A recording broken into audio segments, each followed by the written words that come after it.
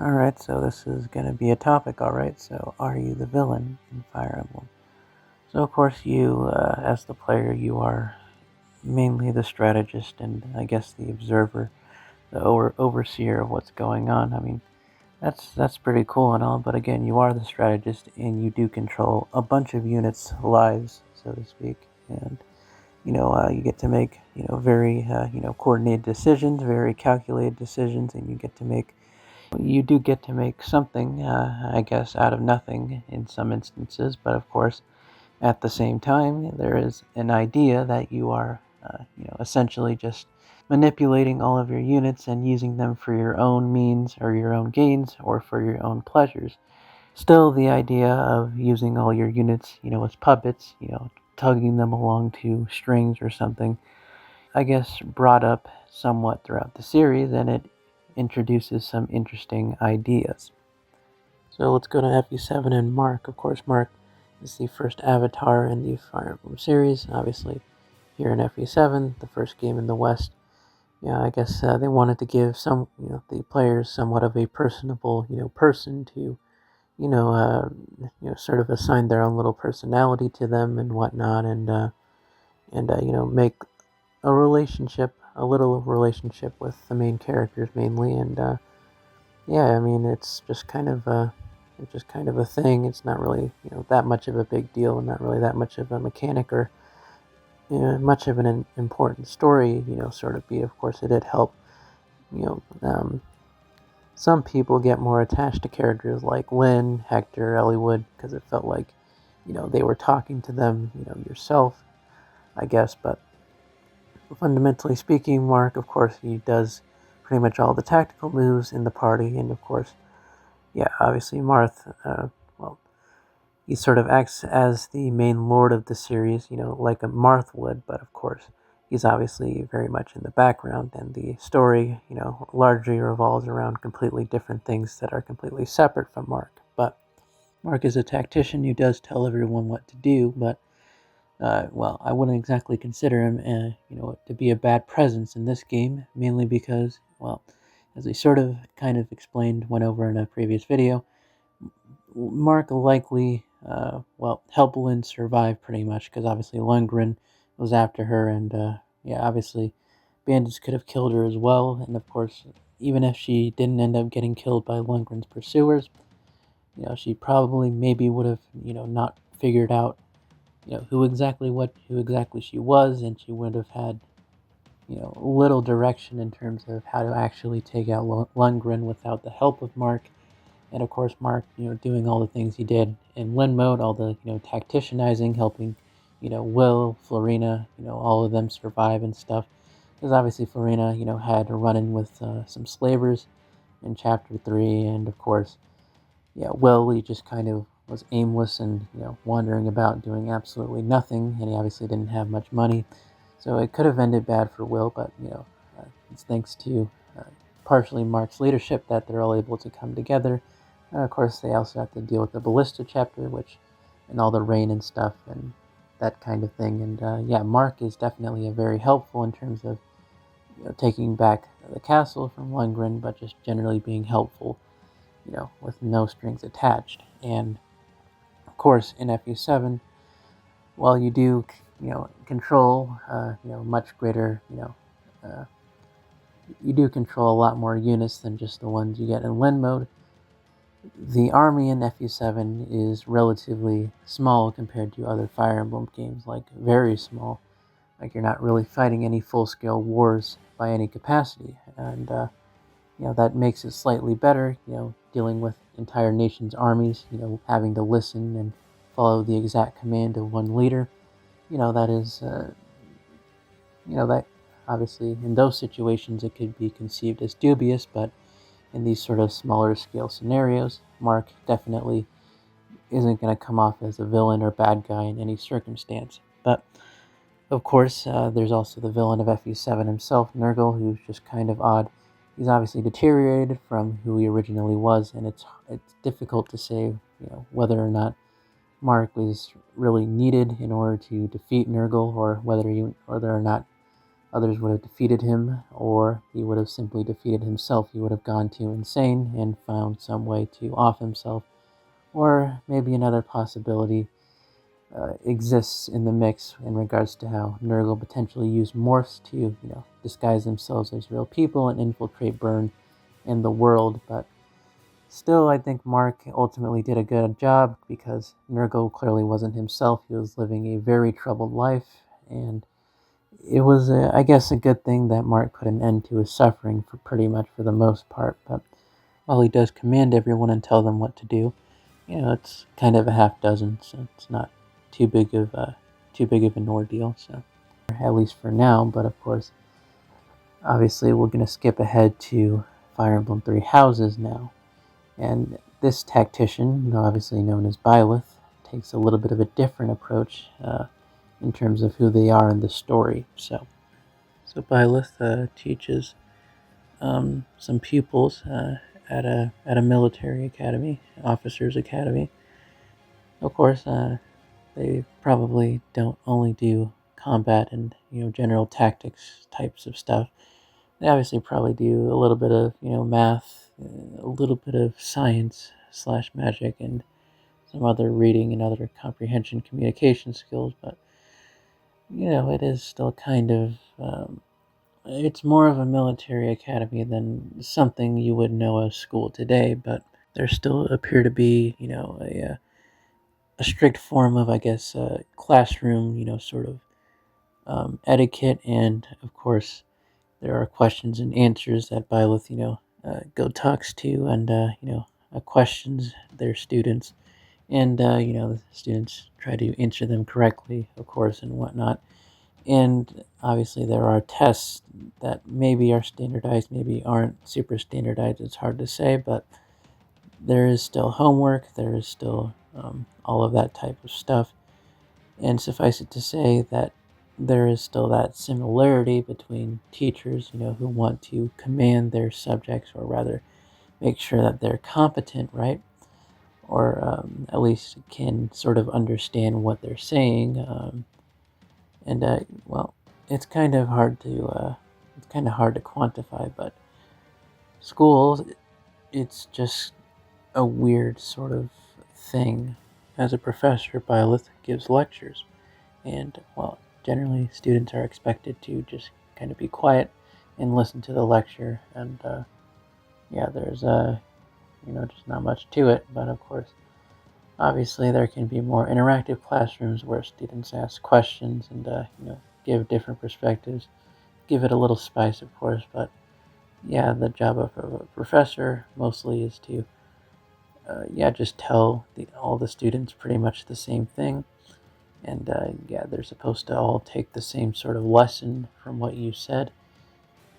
So that is certainly something. Of course, students aren't all forced to think the same way, but of course, if there's only one person talking, then there can be a little bit of a disposition between, someone and someone else. Let's just put it that way. As a battlefield commander, of course, Byleth, they pretty much do tell everyone what to do on the battlefield, just like any other, tactician in the series. But of course, the comparison to them being a lecturer in the classroom and a commander on the battlefield that is interesting.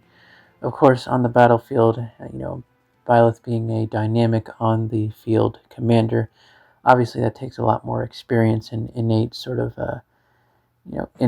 intelligence, I guess you can put it, or just general wherewithal to be a commander like that. And there's simply nothing, you can't learn stuff like that in the classroom.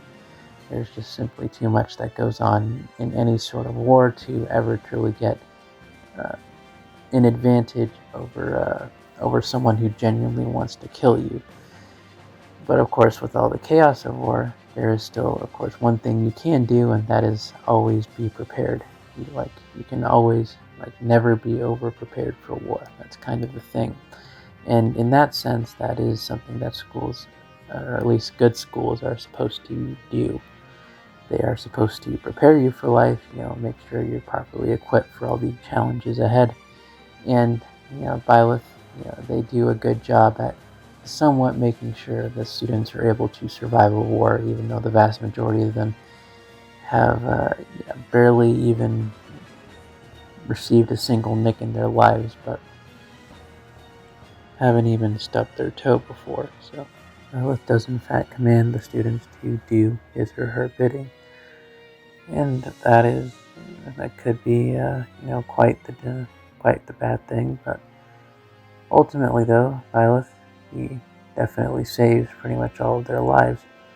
And despite all the standardized tests that Byleth may or may not put the students through, the results do speak for themselves, more so towards the end of the game. And of course, the students, they very much rely on Byleth, and even during the time skip, they are very morally defeated without their professor, and don't gain that much in terms of stats during the time skip. So that connection to their mother, sort of their teacher, so to speak, is of course a pretty strong thing.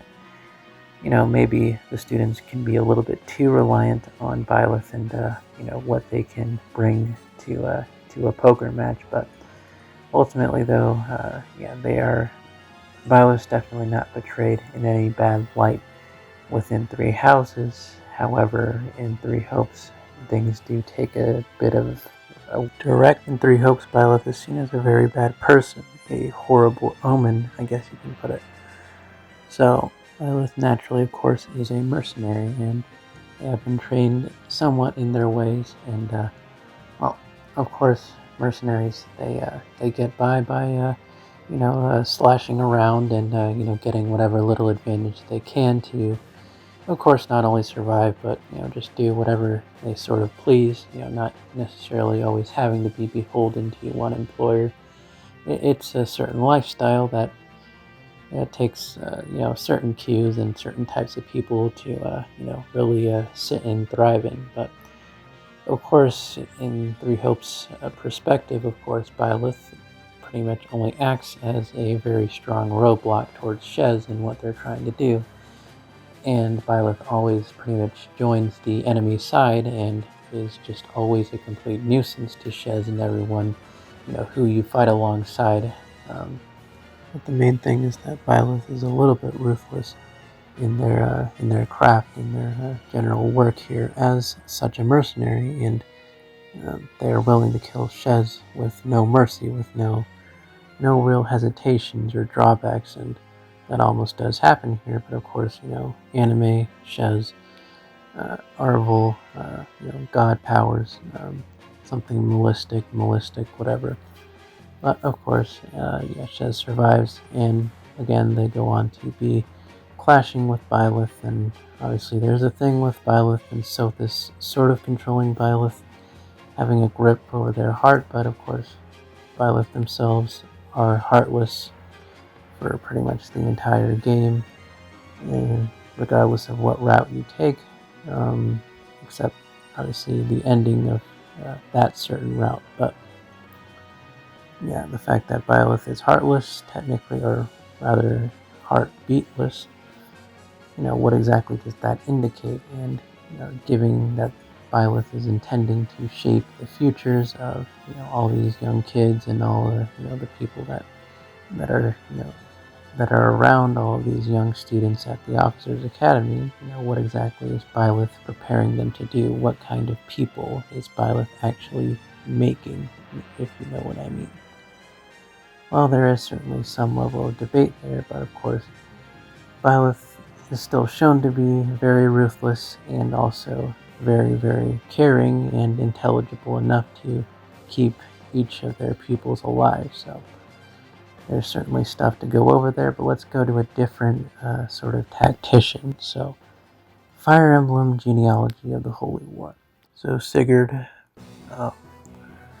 Sigurd, he likes helping people, all right. He really does like helping people, indeed. Of course, he's also, he's slightly bruntish and not exactly the person you'd want in a tactical or covert operation, but it doesn't really matter because his opposite strategist, Oife, he's just a little child with not as much testosterone or stuff to let off, so ultimately you can't really stop Sigurd from charging headlong into every single conflict that he pleases. But regardless, Oife, he just kind of acts as a messenger. He's not really any of particular significance, at least in part one. And maybe the lack of strategy and the lack of a focused plan, ultimately caused their downfall. But of course, Sigurd himself, the one who's going to bear all the brunt of that force. And yeah, Sigurd, not realizing what he's doing, all of the bad stuff that he's allowing to happen, and all the politics that he's handling horribly. Body count that Sigurd eventually has by the end of chapter 5. Of course, he's just gonna get absolutely roasted like a fervent femur. But of course, Oife, he is ultimately spared, and he goes on to influence things in part 2. And yeah, I guess he can be a force for good over there. And obviously there's Lewin, who's an interesting strategist in part 2, let's just say that. But Oife, he's young, he's small, and there's not much he can do on the battlefield, which is sort of similar to the strategist of FE9, that is Soren. Now, Soren is very odd because, again, they are very, very straight cut forward, a very taciturn sort of strategist, and they just do everything by the lines, everything by the straight and edge. And of course, Soren, he is also known to have a slight prejudice against Lagoos. Of course, there is some suppressed trauma, but just part of his personality. He's going to get every single nick and advantage that he can, and part of that is, well, he wants the Lagoos to actually listen and be logical sometimes. But of course, as you can see in certain instances, they're very much not. They are completely controlled by animalistic impulses, and in some respects, that very much frustrates Soren because he has to do everything by the book and everything by his own little measures, and having all these crazy animals to control and try to bring all of their testosterone to a head. It can be quite a big deal. But yeah, Soren, again, he is racist, at least in the first half of this little duology, trilogy, whatever you want to call it. But eventually, he does learn to love and create a very strong relationship with some of them. And of course, he does have a very strong affection for Ike, which Ike, well, he may not be the greatest role model ever, but well, that's probably a video for another day. Yeah, Soren, he does have a great story arc, but he is, I guess, a pretty cold and calculating sort of strategist, and that's even, hammered down in Engage as well. But, whether or not he's exactly the best person to be a strategist, or whether or not you want someone with a little bit more delicate touch, someone with a little bit more grace and, motherly care, like Byleth, for example. Yeah, he may or may not be the best guy for strategy. He is still a virgin after all, so that's pretty bad, right? Okay. But on a more serious note, let's go on to the final person that we're going to talk about today. And this first person is very much not a virgin, though I guess he absolutely would probably massacre any virgin that comes his way. And of course, we're talking about the shipmaster, Robin. And Robin gets all the women, apparently. Yeah, that's very cool. But of course, despite their philandering, tacticianizing, sniffing, Robin ultimately is the main villain of the game. It's not Robin just telling everyone what to do on the battlefield. Just like the usual thing that you tend to do in such a situation. But of course, he's literally taking their relationships and yeah, putting a couple of pieces of bread in between them, and yeah, that's how he's gonna shape their lives for a very long time. So yeah, Robin, he really is a master tactician, but of course, largely speaking, he is also a reflection of Grima, who, well, Grima doesn't exactly take people who are alive and put them in awkward or slightly promiscuous relationships. He does take a bunch of people who had died and have some clear, I guess, emotion or something while they're dying. I don't know, but and he's basically manipulating all of them to attack Robin and friends, just like Robin's manipulating as much as he can to get a tactical advantage against each of Grima's baddies. Getting all the right skills. The of course the parallax, the anno chapters and stuff, min maxing with grinding and all that stuff. Anything he can get or anything that Robin can get can be used in any sort of advantageous sort of way. He will find a way to utilize such a thing, and Grima is very much the same. And Grima puts pretty much all of his soldiers in a hive mind to basically do what he wants them to do. And Robin, I wonder how that reflects on Robin themselves. But either way, I don't think there's really much more to say. There is definitely some interesting atmosphere that does come around a little bit later in the game, but of course, yeah, I think you get the point though. There is at least a definite possibility that you, as the tactician, in some respects, can be considered evil. And I mean, it's part of being a tactician. I mean, you obviously got to make tough decisions, and you obviously got to make quick decisions, and some decisions are not exactly in the best interest of other individual soldiers. But it is what it is. It's war. You kind of get what you expect, right?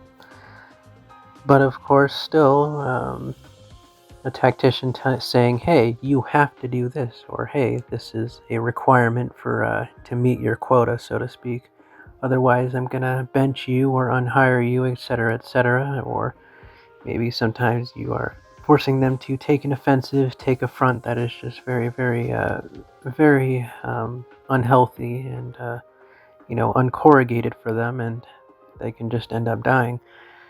But again, Robin yelling orders, or anyone else for that matter, yelling orders at you, maybe that's not considered the greatest of etiquettes or social, harmonizing, social, lambasting, we'll put it. But either way, I'm not saying tacticians are evil. Of course, there are plenty of them who, at least in the Fire Emblem series, who try their best to, of course, keep every unit alive, and obviously without the tacticianizing, when it's just pure chaos, your units are pretty much guaranteed to die, and well, not all of them, but a lot more of them. And of course, creating offensive fronts, creating proper chokeholds, etc., etc.